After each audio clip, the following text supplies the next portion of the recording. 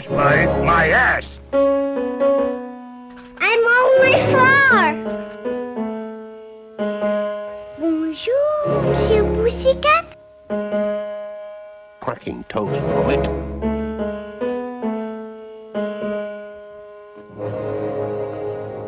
Start spreading the news. Hello, everyone, and welcome to the short podcast about short films. I am your host, and we're discussing the Academy Award for Best Animated Short. Today's episode is about the 68th year of the award at the 72nd Academy Awards, which celebrates the films of 1999. Today's guest you last heard discussing Leisure and the nominees of 1976. Please welcome back Byrne. Hello, Byrne. Hello. It's an honor to have you back. I always love talking to you. It's like, I am so happy to be back. Oh my God, I'm getting a call. oh my God. Okay. Sorry.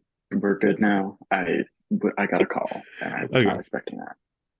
I'm just going to go back in with hello, Byrne, and I'm just going to edit that part out. Yes, I'm so sorry. Okay. Please welcome back Byrne. Hello, Byrne. Hello. How are you? I'm doing fabulously. I have gotten very little sleep, but that's okay. I can power through this. Me too. Yeah. Yeah, it's just like I don't even know how long I've been awake, but I think I only got like a 1 hour nap in there. And oh geez. But I'm working. I'm at the good part where it's just like I'm just as energetic as I would be if I got sleep. And it's just like good. And I'll probably fall asleep like an hour or two after we finish recording. Lovely. I love that idea. But yes, just to remind us, what is your familiarity with the best animated short category? Okay. So, I mean, I'm more familiar than I was last time. So when we did my last episode, maybe 6 months ago or so, maybe more than that. I don't know. I don't remember.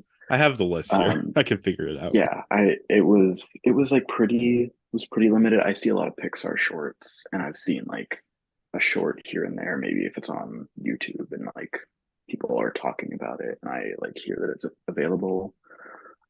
I've caught up with most of the shorts in all the Oscar categories for the past couple years. Nice. But otherwise, some of my professors really love showing some of the Oscar shorts just as like screenwriting examples. So I've been watching more of those lately. Yeah, I don't know. I feel versed-ish. Well, what have you been watching, if I may ask? Actually, let me pull up my letterbox because we watched like 4 back to back the other day. Yeah. And also we watched The Last Farm. Okay. We watched One Small Step, Partly Cloudy, and then I don't remember the others. But one that I really liked was I'll Wait for the Next One, I think it's called. Yes. It's a live action short. Yeah. I liked that one a lot. That's the one that's like only like 4 minutes long or whatever. Yeah. So that's a good one. Yeah. I'm feeling more qualified to talk about this now. Hey, even if you weren't qualified, it'd be okay. Hey, but it's always nice. I'm not an expert. It's always nice to have more familiarity, just because I enjoy, talking to people about these short films. And so it's just like, agreed. The more people watch, the more we could talk about them. The more we can all just get along and have a good time, Exactly. But yeah, let's start talking about them. Let's get into these nominees. This year has 5. Our first nominee and the year's winner is The Old Man and the Sea, directed by Alexander Petrov. This is Petrov's first win and 3rd nomination, previously being nominated for Rusaka and The Cow. Last episode, I mentioned it was hard to really find interviews with Petrov or get any information about him. I had floated the idea of trying to search in Cyrillic, and I tried that this time and found a lot more information. In these interviews, I found a lot of info about how the Old Man and the Sea came to be. There's a person whose name I think is Martin Chatrin, a Canadian who went to Russia to intern under Petrov, and every day they asked him to come to Canada to make his next film. Petrov wasn't too keen on the idea, but he showed Chatrin his concept art for the film, and Chatrin got in contact with some producers, and only 3 weeks after the completion of his last film, Rusalka, did they start production on The Old Man and the Sea. Petrov was flown out to Canada, and they got the rights for the Hemingway estate, and everything was put into motion. At this point, I want to share some extra stuff I found in my new research, specifically with Petrov's relationship with the Oscars. His first nomination for The Cow, he found the whole experience kind of bewildering. Via Google Translate, he said, they dressed me in a suit and sat me in a chair. I suddenly became agitated. It seems that a fateful moment was about to happen. I would have to go on stage and receive a prize. I was assured that my film would definitely win. And when another name was heard, I decided life is over. A glass of vodka slammed in the hall. It was bitter disappointment, like a child who was promised a doll but was given shoes. For Rusalka, he learned not to really care about it at all. It was only by the urging of Frederick Bach that he even arranged for there to be a screening in which that would qualify the short for the Oscars. And he went to the ceremony, certain he wouldn't win, and he didn't. However, he does recount the winner, Jan Pinkova, who directed the Pixar short Jerry's Game, came up to him and said, "This is your Oscar, not mine." And now for Old Man the Sea, he again didn't care. He wasn't even planning on going this time, but the producers forced him to. And he was so convinced he wouldn't win that when they actually called his name, it was like a flood of emotion all at once, overwhelming him to the point where he just didn't even move for a moment. Some important context for this moment: his category was introduced by an animated segment featuring characters from Toy Story. Uh, like Petrov's other films, this was animated through paint on glass. Mainly, he used his fingers to apply the paint, though also had some small tools, and he also had some assistance from his son Dmitri as well. The film was also shot on IMAX 70mm film, making it the first film shot in IMAX to win an Oscar. All this combined with Petrov's romantic realist art style makes for what is one of the most beautiful films ever made. The film, based on the Ernest Hemingway story of the same name, is about Santiago, an aging fisherman who has gone months without a catch. However, today he gets a bite from the biggest fish he's ever seen and is determined to catch it. Byrne, start us off. What did you think of The Old Man and the Sea? Okay, I thought it was gorgeous. Yes. Beautiful, beautiful gowns. Oh no, that's not a good sign. The paint on glass animation was I didn't know it was paint on glass, but it was absolutely gorgeous. I really kind of marveled at a lot of the different frames. However, I found sometimes prose is better as prose. Um, it's a gorgeously animated film, but I don't find the narrative to be one that translates very well into film. I think a couple of the things that Petrov does to kind of showcase Santiago's life is really interesting, but I don't feel like there's kind of enough substance to get us to really care about Santiago. Basically up until the last like 2 or 3 minutes, and I think that really struggles, or that makes the rest of the film kind of struggle to connect. For me, we'll preface it with that, or I guess not preface, whatever. We'll add that. It's just like adding a warning. It's just like this person is wrong. I'm kidding. I'm totally kidding. No, I definitely get where you're coming from.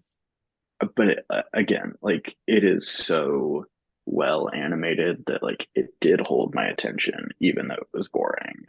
So like that's, I feel like that is a good sign, and maybe I shouldn't drag it too much. Yeah. So yeah, gorgeous look of everything. Yeah, it's like I definitely get where you're coming from. It's like and if there is something that I think is like imperfect with this film, it's that like I think especially the dialogue he has with the boy, like at the beginning and the end, it's just like first off, I I watched this with the English dubbing over it, and the voice Me actors for too. the boy is so annoying. I don't like him, but it's just but I think this film is at its best when it is just the old man out on the sea and he's with the fish and he's just like fighting off the elements. It's like that's when I'm most engaged. That's when it's the most Agreed. beautiful. And it's Hmm. just like that is just like it's just so thrilling. And it's like the framing device is necessary, of course, but it's also just like the least interesting part of the film. And maybe we spend a bit too much time on land during this movie, Yeah. but or perhaps just not enough time. Like maybe it should just be a bit longer and get us Hmm. more like a bit more sequences like in the water. Because I think Yeah. even though this is 20 minutes long, which is long for this category, it's just like it feels too short somehow. It's just like I feel, Yeah. but then at the same time, it's just like I don't want to ask Alexander Petrov to make a few thousand more frames. He was like if he thinks this is Yeah. enough, sure, let's just keep it as enough. But Hmm. I'm not going to challenge him. Yeah. No, I mean, like, I think also you mentioning this IMAX 70 millimeter part, I had not heard that. I didn't know that part.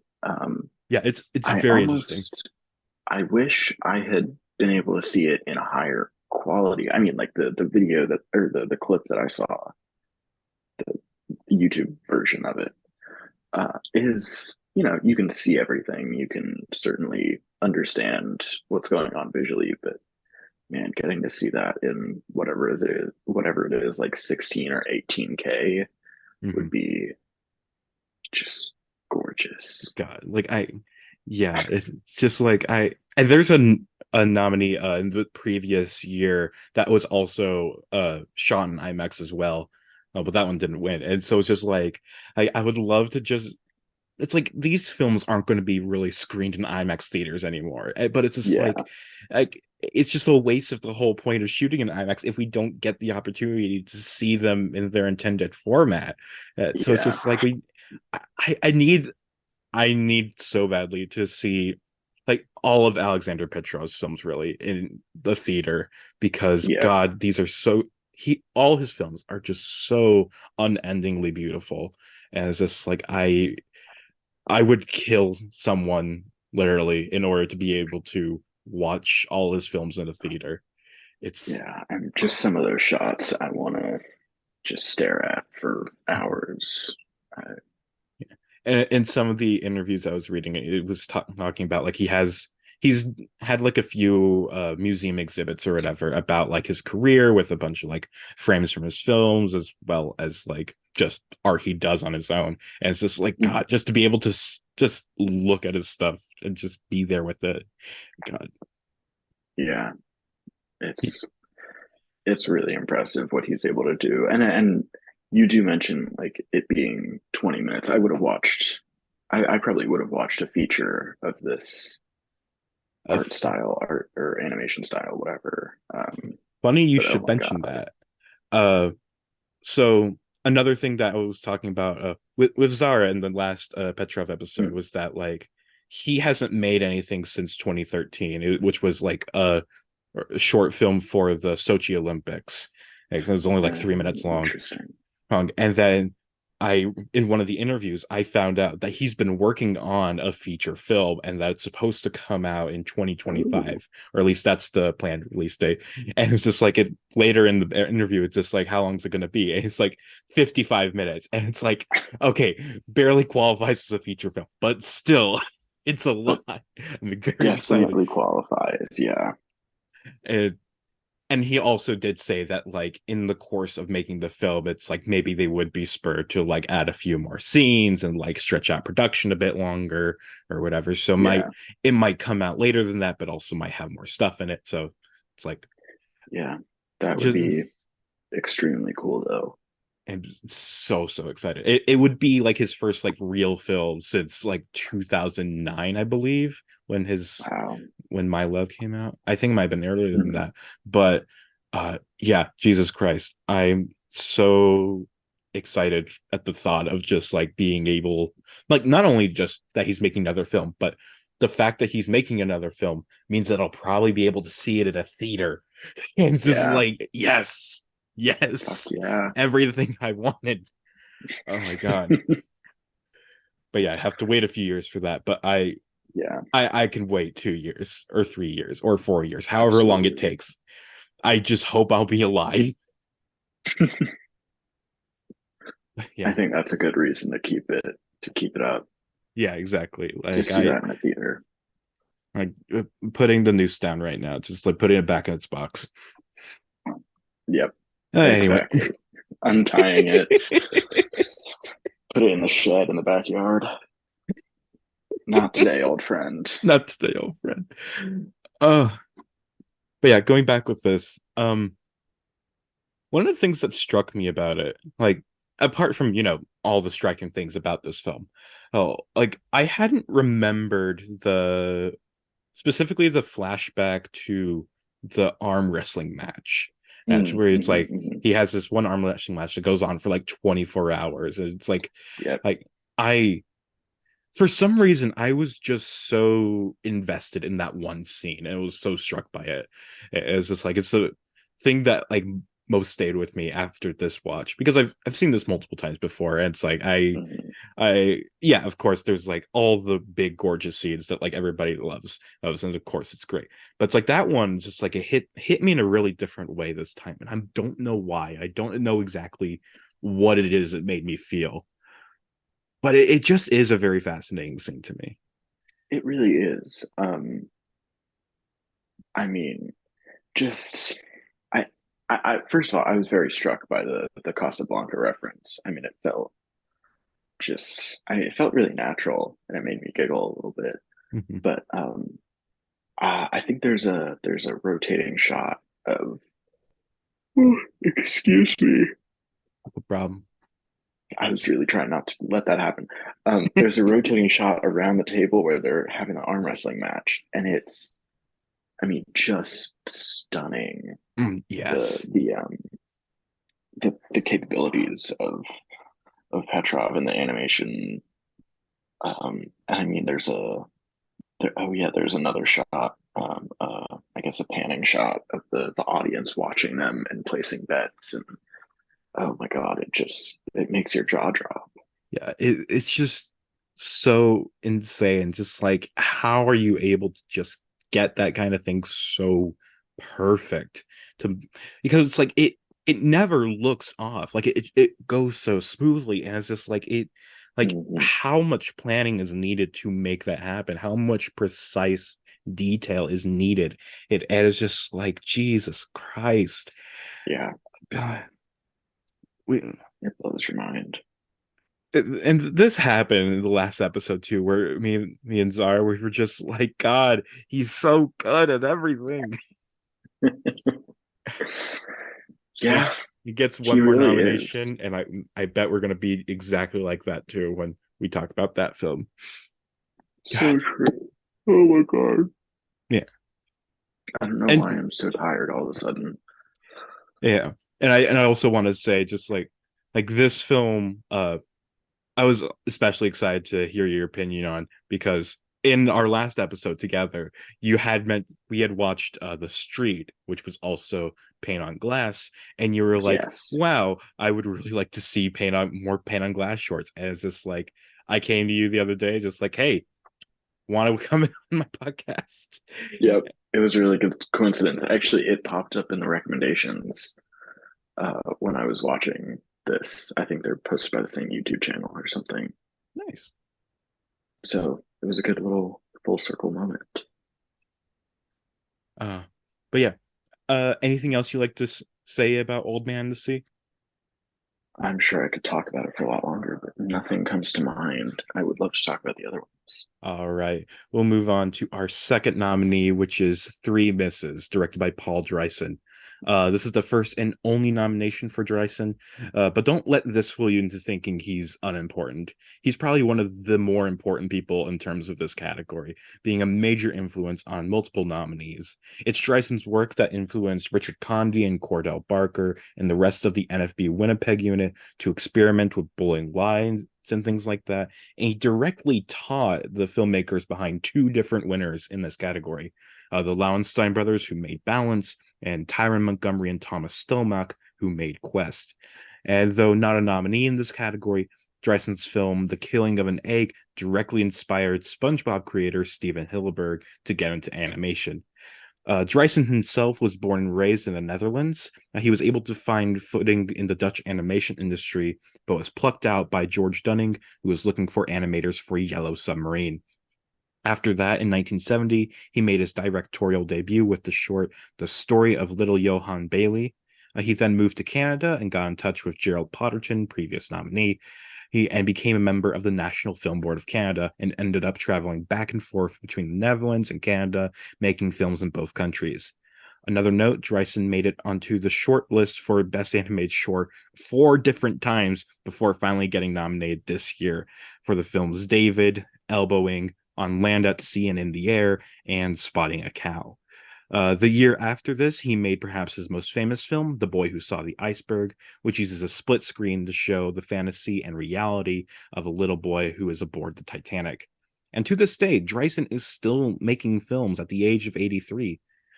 Going back to the nominee at hand, though, Three Misses features 3 stories of women in peril.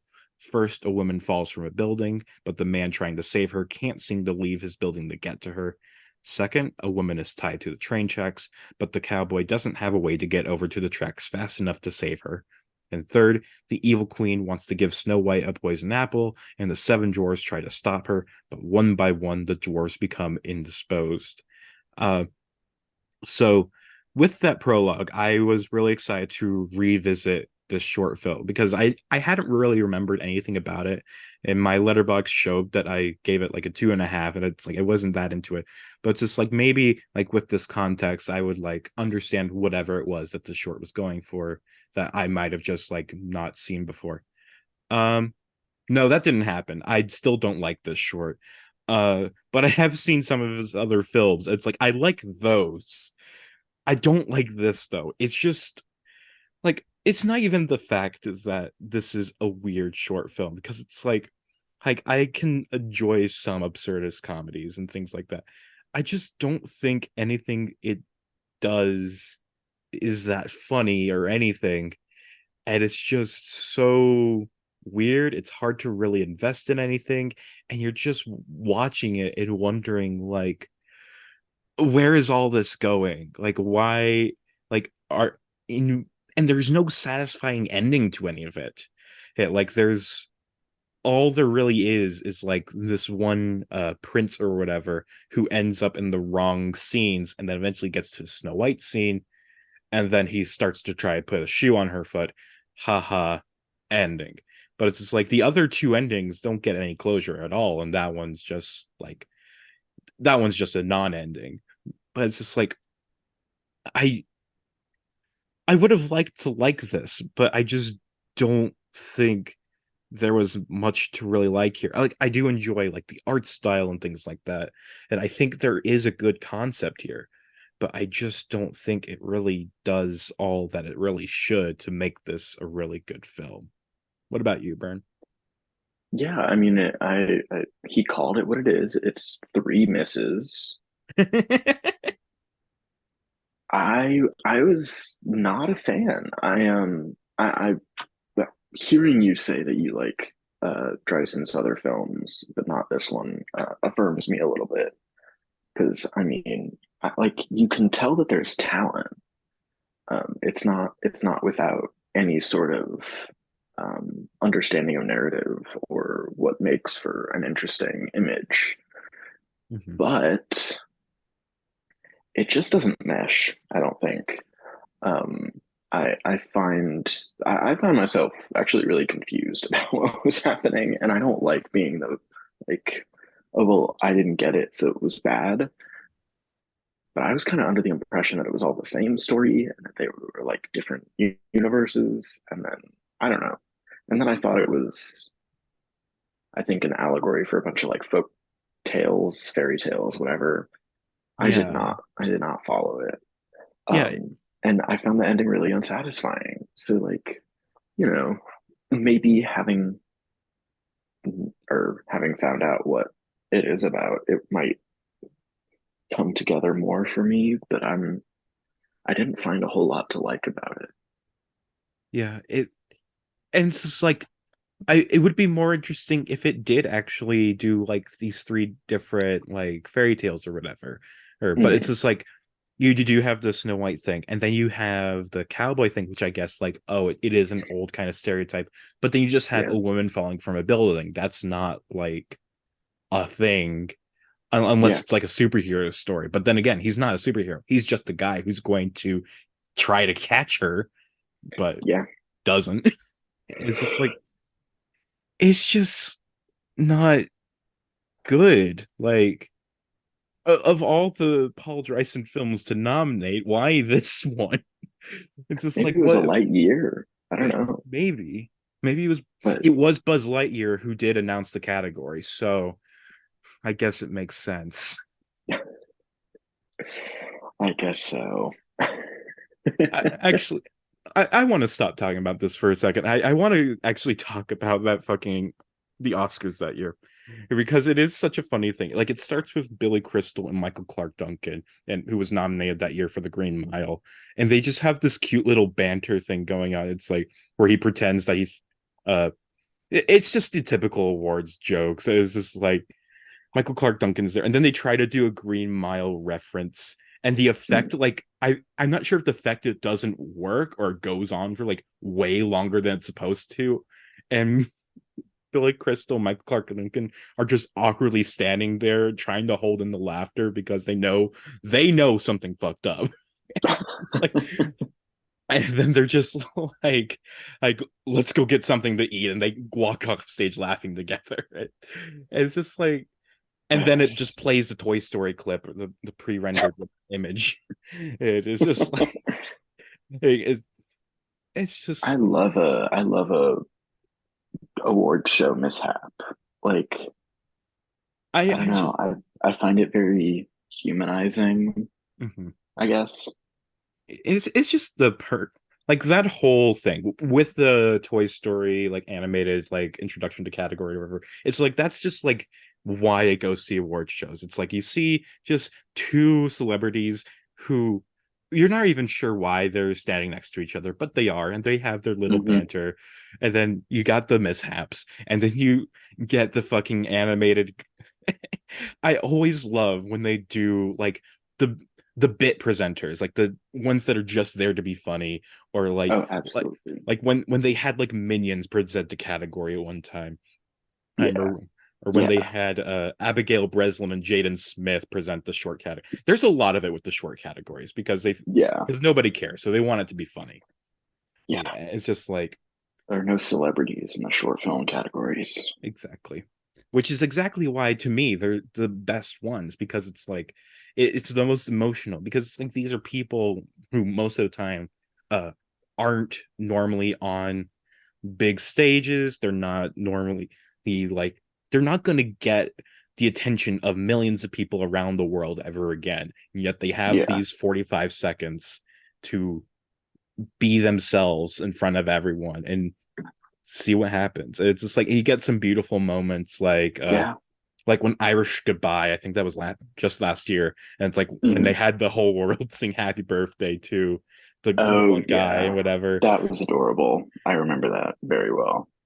Yeah, and there's also cases uh I've talked about this before on the podcast, but I think it was live no documentary short in like 2010 where it's just like a guy goes up to accept the award and then his co-nominee or co-winner goes up and like interrupts his speech and talks over him and stuff, and it's like they're clearly not on good terms with each other right now, and it's so awkward, but it's such a beautiful moment, and it's just I like love those. so many things like and it's just like because that's what happens when real people regular people are just put on these stages. They don't it's like they're not perfect, they're not rehearsed, it's just like they're just themselves, and Hmm. it's great to see. It's great. But what's not great to see is bad nominees like three misses. And I also Yeah. just realized that like the misses is probably referring to the women in the short and not like Yeah, missing them. Although I guess it could be like a double entendre like that. Because I was thinking it's that's like kind of the what I assumed. three near misses or whatever. But Hmm. Yeah, I think both popped into my mind, and I landed on the women being the misses, but mhm. I don't blame you. Yeah, it's Um, probably like intent because it's like it for sure. otherwise like it could have just done like three women or three damsels or something like that, but the Yeah. specific connotations of three misses. But then again, it's just like what would the title be in like other languages? Like actually Who there's knows? other languages right here on Letterbox. So uh the French one is like three missed. Yeah, so it is Mhm. like near miss. And then Interesting. Russian is it just doesn't want to show me what Russian is. Okay, great. Nice. I think most of the time it does it's about like the it's a near miss, like that's the intended way. Hmm. But then also, I guess just in Interesting. English, it's just like, oh, it's three it It could also be also three girls, three lines guys. up. Yeah. Anyway, Well, um interesting. I think I I feel like there's more I had to say about this. There was something I wanted to talk about, but then again, it's just like I it's was really just dumb. underwhelmed. Yeah, it's just kind of stupid. And the thing And is, not in a bad way. I just like it's not really the vibe of I don't know. I don't want to say it's not the vibe. That sounds I like mean, when it's really not the vibe, shallow it's not the critique. vibe. Yeah, but I guess what I'm more going for is that just it doesn't have a clear vibe. Mhm. Maybe that's what it is. Well, I think it does have a clear vibe, and it's just like it's just that like it it just doesn't work. Like Yeah, it's very set in what it's doing, but it's just what it's doing isn't enough. hmm, And it's I would like agree with that. and I think the worst part of it is that like the three different stories we have here, I think each of them would make like a good like 8 minute, 6 minute, 7 minute, 8 minute short on its own, like a classic Hmm. like Looney Tune style gag fest. As Yeah. but it's just like when you just put them together in this 9 minute short and just try to draw these parallels, and you have just these sort of half jokes in each one, and it's just like it doesn't work. Like trying to force them together it Hmm. just make three different short films and then like maybe it's just like it would be a fun little series, but now instead you just got one bad short film that nobody likes anymore. Yeah, the through line didn't feel as fleshed out as it could have been and maybe should have been. Mhm. Or it could have been like because I read one of the plot descriptions somewhere that was saying it's like, oh, it's about like three stories that unexpectedly are interlocked somehow. How it's just like it didn't really do that, but it would have been better Yeah. if it did. Like if like halfway through the short at like 4 minutes, suddenly it's just like you're seeing like the horse that the guy lost in the city or whatever, and then it's just Yeah. like or one Yeah. of the dwarves ends up in the old west, and it's just like and they try to help each other's problems since they're there and it's just Hmm. like but no it doesn't do that. It just does what it does, which is not that good. Yeah. It's just boring. It's boring and it could have been good, but it just wasn't. I'm sorry, Mr. Dreisen. I know you don't care what I think. You're busy doing better things, but uh just know your Oscar nomination was undeserved, at least for this case. Yeah, this one, not the vibe. Nah, Not fam. the vibe. All right. That's a good place to move on to our third nominee, which is Humdrum, directed by Peter Peak. This is Peak's first and only Oscar nomination. However, it's the seventh for Aardman Animation as a whole. Last nominated for Watt's Pig. There's not much info out there about Peak. He was an animator at Aardman, first hired in 1992, and shortly becoming a director. Along with Humdrum, he did Pib and Pog, some episodes of Rex the Runt, Robbie the Reindeer special, Pythagosaurus, and his independent short film Take Rabbit, as well as just a bunch of commercials for Aardman, with his most notable ones probably being for Serta mattresses and their sheet mascots. I feel bad not having more to say. He seems like a very accomplished man with an interesting history, but nobody's bothered to write down his history or anything, so I have nothing to find out more about him. So that's it. Humdrum, which was animated with stop motion cutouts and creating shadow puppets, is about two shadow puppets who are bored, and that's it. Byrne, what did you think of Humdrum? I related to the shadow puppets hard. Exactly. Like it, if it Um, wanted to replicate the experience of being bored, it excelled. yeah, and I kind of think it was. I don't know what that says. It's like I think it Um, wanted us to laugh, but I didn't. yeah. I Uh, was just I think bored. there were moments where I giggled or chuckled or whatever, but I didn't find myself particularly interested in anything that was going on. Like, Mhm. not that films have to provide entertainment. That's not the only reason that they exist, but it would be nice to at least have some intrigue. I mean, And I just didn't find that as I much. I think this one's goal is supposed to be entertainment, though, and it is failing Yeah, at that yeah, goal.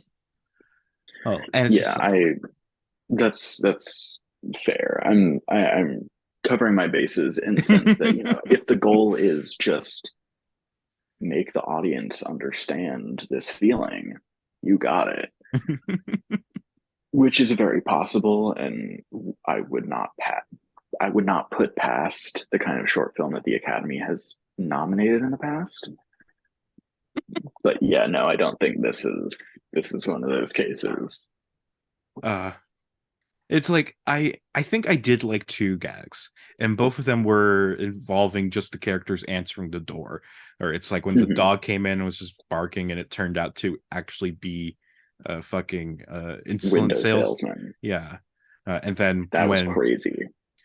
after the very elongated and not funny shadow puppet scene, the scene where the shadow puppets make shadow puppets, isn't that funny and meta? um Yeah.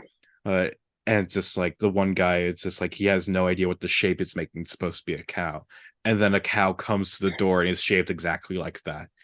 Yeah. That one got me. I wasn't expecting that. That uh, one was good. but That one was good. but yeah, Um, it's like the first minute or two is just the two characters sitting around doing nothing, and then it's just like, and then there's another whole minute of it. This is like a 6 minute short. There's another whole yeah, minute of them just doing shadow puppets, and it's just like, at oh, least. the one guy, it has a bunny rabbit, but the other guy isn't guessing it correctly. He's just Yeah. saying things that aren't bunny rabbits, even though it's very clearly a bunny rabbit. This is comedy. This was a previous Oscar winning short already, and that one sucked too, but they did it again. Oh my God. Okay, I will say I liked the character design. That's a positive thing that I will Yeah. say about it. I like the character design. Yeah, and I do like Um, the technique here. Like I do like the mhm, idea of like this kind of animation of shadow puppets, but yeah, I just don't think they really had a good basis to use it with. I think like, agreed. and it's like this was another one where I had very little memory of like actually watching this the first time, even though I have seen all of these before. Or and it's just Mhm, like this one, for some reason, I remembered it being about like cavemen or something. And now I'm just thinking mhm. it's like that would have been better if it was about It would have been. like if like the shadow puppets were meant to represent like cavemen on a cave wall or whatever. Or or something like that. I don't know. I will say I see what made you think it was caveman. Mhm. But yeah, this is just not. Another miss. A It's the fourth fourth miss. miss. Yeah, it's the fourth miss. But not to spoil anything, but luckily I think we're done with the misses today. Uh, I, oh, I don't okay. We're remember. I gonna don't disagree remember the later. other Okay, ones. that's fine. Maybe, But maybe. uh, anyway, Humdrum. Yeah, it's just I keep going back to the fact that it's just like they wanted us to laugh about the fact that the characters are bored, but they ended up just making us bored instead. And it's just Yeah. like I'm wondering how, and it's just like they thought this all through because of course this is like Aardman, this is animation. This takes years of effort. You need Yeah. to be precise with everything you're doing. But it's just like you you have just long sections of nothing happening. How is this funny? And Hmm. also, how did enough people like this for it to get an Oscar nomination? I don't understand. Yeah. I don't know. Again, maybe a slow year or a light year Yeah, I a Buzz just for Lightyear. buzz. Yeah. Uh, yeah, and this is one of the years that doesn't have like a short list with it, so I can't Mm, see if any of them was actually like, or if the shortlisted films were actually better or not. yeah. Yeah, that would make it tough. Hmm. I think we've said enough about Humdrum because we're I starting to feel like the there's characters now. Yeah, there's just not enough to say about it. It's short, thank God, but it's not good. Yeah, let me turn on the radio and listen to a few different versions of La Cucaracha. Isn't that a funny joke? Uh, it's not. Anyway, Yeah. anyway, our fourth Anyway, nominee is My Grandmother Ironed the King's Shirts, directed by Toro Cove. This is Cove's first nomination and the 26th nomination for the National Film Board of Canada. Cove was born in Norway, and her career is rather unique. This is a rare case of a nominee who wasn't interested in animation from a young age. She first moved to Canada to study urban planning at Concordia University, but in 1991, while she couldn't get a job, she ended up regularly visiting the NFB library and watching so many NFB short films. She was 33 at the time, but she made the choice to change career paths, becoming an animator in that very instant. She was able to get a job at NFB, and by the end of the decade, she found herself directing a short film and getting an Oscar nomination, which is incredibly impressive. And that is I'll say, crazy. like, it's insane. But I'll save further discussion of her career for her other nominations, the other episodes. So I'll just get to the film at hand. Uh, in My Grandmother Ironed the King's Shirts, the title does not lie. Toro Cove tells us about her grandmother who did iron the shirts of King Haakon the Seventh during World War II. We first learned about how Norway brought back the kingdom in 1905, how Haakon the Seventh was chosen, and how he and his wife didn't know how to iron their own shirts and so hired out a store to do it for them, where our titular grandmother ended up working. And then the Nazis came. Uh, so I really like this one. Toro Cove is a name that I remember from when I first watched these shorts, and I don't know why she stuck with me so long. Maybe it's her art style, which even then, it's like her art style isn't that unique or anything, but for some reason, there's just this special charm that she has in her short films that I really found endearing. And it's just like, and this one I just really thought this was really cute. Like it's a just a funny little history short. It's like of telling the history of the kingdom in Norway while also framing it through a personal story about her grandmother and how she fought against the Nazis by making their clothes itchy and stuff. And it's cute. It's fun. I really liked it. What about you, Byrne? Yeah, I also actually I quite liked this one. I will say my main okay, I'm gonna give it a compliment and then I'm gonna insult it a little bit. Okay, My go main ahead. compliment is that it feels like well, okay, it feels like two things, and they're a little bit the same. It feels like a children's book that I would have read, in like first, second grade to like introduce the idea of like Nazis. Okay. Good at that. It was good at that. And it also feels like um, a short film that I would have seen in like second, third, fourth grade as like I checked it out from the library and it was in front of the movie that I wanted to watch. um and again, that's not a bad thing. It just it didn't feel quite like the main event, I guess, Hmm. in my mind. But no, it is good. I do like it quite a bit. Um, Yeah, it's like I oh, definitely actually, get that. I didn't do my insult, but it's fine. I don't need Oh, to. I thought that was your insult. No, it wasn't supposed to be. It Well, wasn't what's your supposed to your be. planned insult? My planned insult is that it kind of implies that, or the main thing that I don't like about it is that it kind of implies that their shirts were just so itchy, so they ended World War II over it.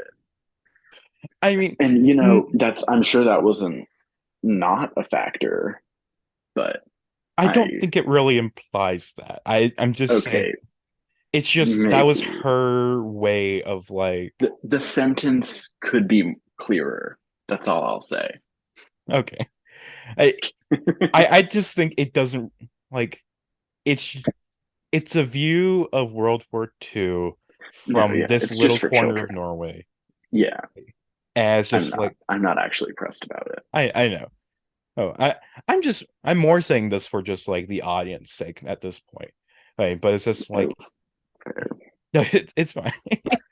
But it's like, yeah, it's just like this view of World War II just from this little corner of Norway, from the perspective of this grandmother or eventual grandmother, I guess. And it's just like yeah, it's not going to encompass like all that World War II had going on. It doesn't really get into like why the Nazis are bad. They are just the bad guy of the short film. And the grandmother gets back at the Nazis who are occupying Norway and being shitty about it by like fucking up their clothes. And it's just Hmm. like, and it's like, I think it does like clearly state at like the end of it, like it's not that they're leaving because of the shirts. It's just when Yeah, they yeah, it left, does. they had no shirts. It's like Hmm. it does like separate that. No, it does. It does. Um, I okay. Another thing that maybe is an insult, but it's not actually. I really think the ending is quite funny. Because it's not that she wanted to retire and was like old Yeah. and feeble. She just didn't like the fashion anymore, and she didn't want to clean those shirts. And that's a much more realistic, or at least like real life type of re- like reason to retire than like, oh, I'm so old and I don't want to do it anymore. Like that's petty shit, and I love it. Hmm. Yeah, I that was a really funny ending. There's a lot of good jokes in this. Like I was having myself a chuckle. Yeah, Oh, I was having a good time. it was just like yeah. And it's like I don't even know what I was going to say at that point, but I just like this. I think it's very charming. It does what it sets out to do and does it well. And Hmm. I am excited to talk about more Toro Cove shorts in the future on this podcast because she gets 2 more nominations, including a Hell win. yeah. Oh fuck yeah. Yeah. And it's Should we always good. talk about the last one? Oh, sorry. Oh, I was just going to say, and it's You good to have more women winners in this category because there aren't that absolutely. many, but there's a few. Hmm. Hmm. There's more than most other categories, I which is mean, which is both sad and also uh worth unsurprising. congratulating. Yeah, agreed. Oh, agreed. Yeah. But then Um, again, that's just how it goes for a lot of these smaller categories because like yeah. I actually did like the research on it, and it's like while best animated short has more female winners than like the majority of other Oscar categories excluding like best actress and best supporting actress, uh of the three short categories it has the least amount of female winners because it's just like Oh, but it's just I because of guess like that makes sense. Yeah, like just male domination in the animation industry. exactly. And also just the fact that like for these lesser categories, it's like they just don't care enough about them that they accidentally just allow more women to win in it, because it's like the men don't view winning best live action short as like a position of power, so it's just like who Mm, cares. yeah, that's a good point. That's Hmm. interesting. Yeah. um Speaking of women nominees, though, oh yeah. Well, I can sense you want to move on. I do. I want to talk about this one because I I, like it. I'm an empath, and I can sense you want to talk about our fifth and final nominee, which is When the Day Breaks, directed by Wendy Tilby and Amanda Forbes. This is the second nomination for Tilby and the first for Forbes, with Tilby being nominated for Strings in 1991, which is another paint on glass animation. So you might want to check that one out too. Um, this was also produced by the National Film Board of Canada, making it their 27th nomination.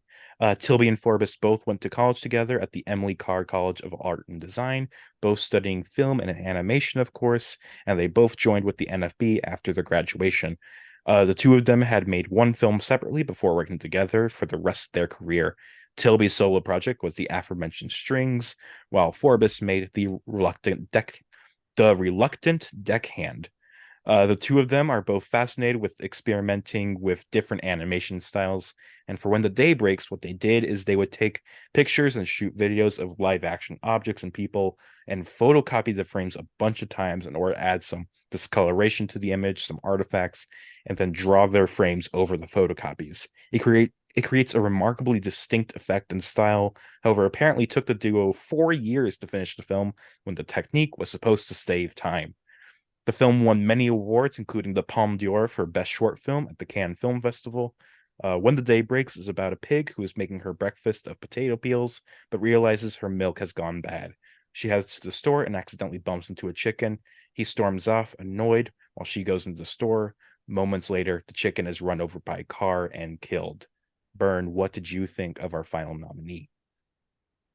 I really liked it. I will say it was by far my favorite, but it was also the first one I watched, so I got like really into it. And then I actually think I watched Humdrum right after that, and I was like, oh well.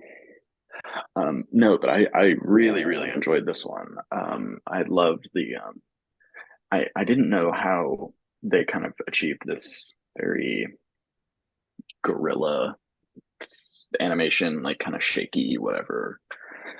Um, but hearing that explanation, it makes a lot of sense. I was really impressed with just some of the. I don't know how to explain it. It's an impressive feat, just what they're able to do with um, a lot of the transitions and Mhm. the imagery towards the end, going through the like electrical pipes and or electrical lines and then water pipes. I just found it fascinating. Yeah, this is a film that like I found a really hard time like wrapping my head around, but I still just really loved watching it. It's just Hmm. like the things like why is she just eating the potato peels and not the actual potatoes? And Yep. like that whole sequence at the end where we're like going through the lines and like seeing all the people. It's like there's a lot of stuff in this where it's just like I'm wondering why we're looking at the things we're looking at. And it's like I want Yeah. to go back and like watch this film again and just like try to really understand it. I want to know why I love this so much, and I want Yeah. to like go through it and be like, damn, that's why this is so good. But it's like that's where all this comes from, because this is such a real this is it's like I did go and like read other people's thoughts in it to try and like see like what other people got from it. Maybe that'll help unlock things. Since like people are talk about a lot about like the collective trauma that like thing that events can have on us all, and just like how that can like Mhm. unite us and stuff. And it's just like, yeah, that that is that is a big part of it. And it's just like, Yeah. God. I I found it so I don't know what the right word is, but just enthralling. Hmm. Uh, just it knows how to keep attention. even if you don't kind of know the full specifics and details of what's being shown to you, Hmm. like you still, instead of that being a turn off, it is instead like giving you more questions to go, okay, I want to find this out. Hmm. So I don't know. I think it's really effective at kind of keeping the audience, uh, or getting the audience to care, and then keeping that care through the end. Even though Exactly. she's eating potato skins and milk, like it's cereal, Yeah. that made me gag. It's like, what's up with Why this would you pig? do that? And you're throwing away perfectly good potatoes. She Yeah. throws away full potatoes. Yeah. It's just like I was wondering, like, it's just like what's going on? Like, is this a pig thing? Like, do pigs Yeah. particularly like the, or is it like a thing on like farms or whatever, where it's just like, Yeah, I was oh, curious if it was like a, the people just yeah, give the skins to the pigs or whatever, the scraps or whatever. Meanwhile, they just eat the potatoes themselves. And so it's like, yeah, that's maybe what they're saying about the pig. that makes sense, I guess. Yeah. Yeah, I'm Well, I'm actually thinking about it. It's like, yeah, that does kind of make sense. But also, I I just really like the character designs of these. Like, I agree. it's like Very humanistic, but like, or I guess anthropomorphized is the word. like it's literally Um, just like it is literally just people with heads on them, especially considering the fact that the original shots are just like their friends or whatever as stand-ins or yeah, references, and then they yeah. just drew animal heads over their heads, and it's just like, Mhm. but it really works. It's just like it's such a there's something so distinct about the way the character designs look and the way they move and everything that's just like it makes it so much more engaging. And it's just Yeah, like they should have made Zootopia like this. I'm just saying. It's just like agreed. turn Zootopia into something like a really gritty like murder mystery movie. Yeah, it's just like it could have been I even will better. say, I'm just now looking at my notes, and I wrote down, why does the lemon look so realistic? And so was underlined, and now I realize it's because they probably just Yeah, drew it was essentially an outline over rotoscoped. it. Yeah, that, and I thought about that, and I was like, no, they wouldn't for this. No, Yeah. but no, And then they did. it's honestly funny just like because like I had researched this before watching the film, and it's just like after like figuring out like how they did it, and it's just like it's kind of fun to like watch the film and like see like what shots are clearly just pictures that they're drawing over and what shots are them actually more like doing the animation, like Yeah, looking at the way the heads move versus the way like the bodies move and things like that. It's just yeah, like it's very fun to look at. yeah.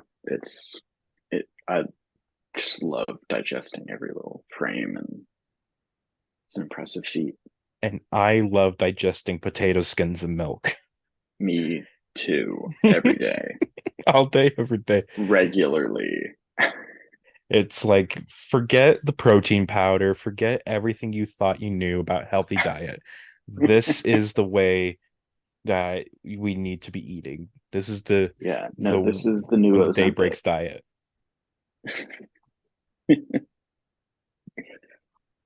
Oh, Mhm. yeah, no, I think we ended on a strong note with this one Oh yeah. because that was by far my favorite. Yeah, it's just really good. Also, I just want to say the music in this, like when the pig's singing by herself, and then when you have all the different people around the town or whatever singing the same song. Oh, Hmm. so good.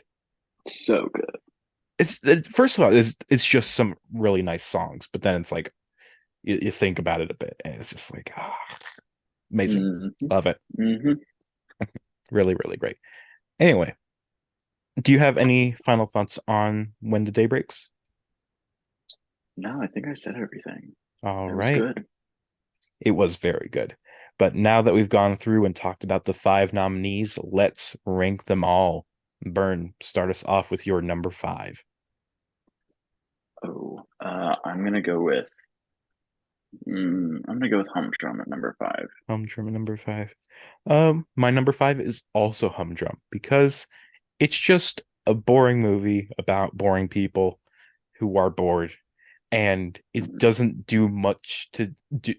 do much beyond that, which I may have been the point, but also go fuck yourself. I don't care. Yeah. What's your number 4? I'm gonna go with Three Misses. It's the same for me. Just it's a bit more interesting than Humdrum, but Hmm. it's still just not very good. It's just like, come on, Paul, kid, pull yourself together. Number Yeah. 3. I think I'm gonna go with.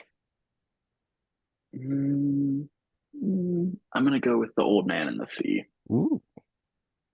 I think just because I don't love the narrative of it, but yeah, My number 3 is My Grandmother Ironed the King's Shirts, which we're in the good ones now. This is a very yeah, good we're in the good ones. it's a very good short film. I enjoy it. It's a lot of fun. Just don't have it just doesn't emotionally impact me as much as the other two do, I guess. Yeah, Uh yeah. Number 2. I'm my number 2 is My Grandmother Ironed the King Shirts, just because it's cute and it's fun, and I like how reminiscent the animation style is of a lot of stuff that I saw in my childhood. Mhm.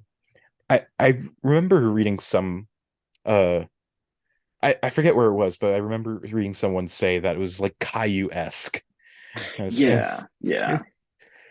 but yeah, anyway, my number 2 is When the Day Breaks, which it really impressed me on this rewatch. I don't remember really liking it that much on my first watch, but watching it, the imagery has always been striking to me. Like I've seen not only just like the poster and just like the imagery that I saw the first time, but I also see it in my YouTube recommended a lot, and I see like the pig character and like the pose or whatever, or and it's just like yeah, that is just very good imagery, and I've always wanted to be rewatched again, but and now I Mhm. did, and it really is just such a great film. But your Yeah, number 1, Byrne? my number 1 is When the Day Breaks. Just it really impressed me. I'm a big fan. I think I think the the immersiveness of it just really sold me. Mhm. What else can I say? My number 1 is The Old Man and the Sea, which is just one of the most gorgeous things I have ever seen. It's just so utterly moving and its beauty. And I do really love just like once we get out in that open ocean, it is perfection through and through to me. And it's just it is one of the greatest short films there ever is. I find myself recommending it to every single person who wants to get into short films or whatever, or is like, hey, what's some good animation or whatever. I always recommend The Old Man to see because it's just beauty beyond compare there, and Hmm. everybody needs to see Alexander Petrov's masterpiece. His magnum opus. Well, I guess it's not even his magnum opus because he's making a feature film that's Yeah, literally like for now, it's his magnum opus. Mhm. It's a temporary The temporary magnum opus. secretary. It's it was his magnum opus until he finishes his unfinished film. Yeah, But yeah, yeah. before we end our show, are there any final thoughts you'd like to share, Byrne, or anything you'd like to promote? No, I don't have anything going on, so no, I'm good. Nothing going on in the brain that you'd like to share with the class? Not really. All right. Well, thank you, Byrne, for coming on the show. And Thank thank you for you, having me. listener, for tuning in. This has been the short podcast about short films. Until next time, goodbye.